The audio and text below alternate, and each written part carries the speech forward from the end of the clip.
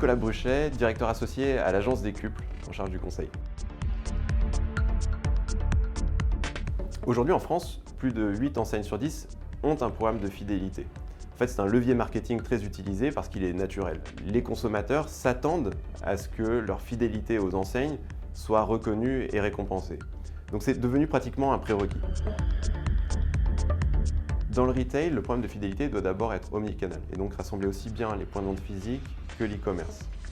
Ensuite, sa dimension transactionnelle, qui est le socle du programme de fidélité, doit être la plus fluide possible. Il s'agit de récompenser les achats, tous les achats des clients, souvent avec des points fidélité, et ces points fidélité peuvent être échangés contre des remises, des bons cadeaux en caisse. Cette dimension transactionnelle doit néanmoins être dépassée.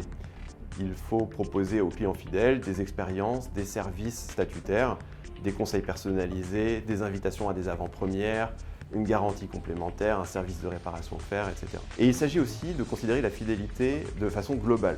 On récompense les achats, mais on récompense aussi les parrainages, les avis partagés, la réponse à un sondage, la participation à une activité de la marque.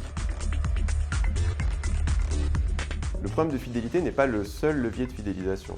Pour fidéliser les clients dans le retail, il faut aussi travailler l'image de marque. L'image de marque, avec des campagnes branding, va permettre de renforcer l'adéquation entre les aspirations des clients et leur perception de la marque, et donc les rassurer et les fidéliser. Ensuite, l'expérience d'achat. Pour plus d'un tiers des Français, lorsqu'ils cherchent un produit, ils vont d'abord visiter le site d'une enseigne qu'ils connaissent, qu'ils ont déjà visité pour une certaine catégorie de produits, et cela basé sur leurs précédentes expériences. Enfin, il y a l'animation relationnelle.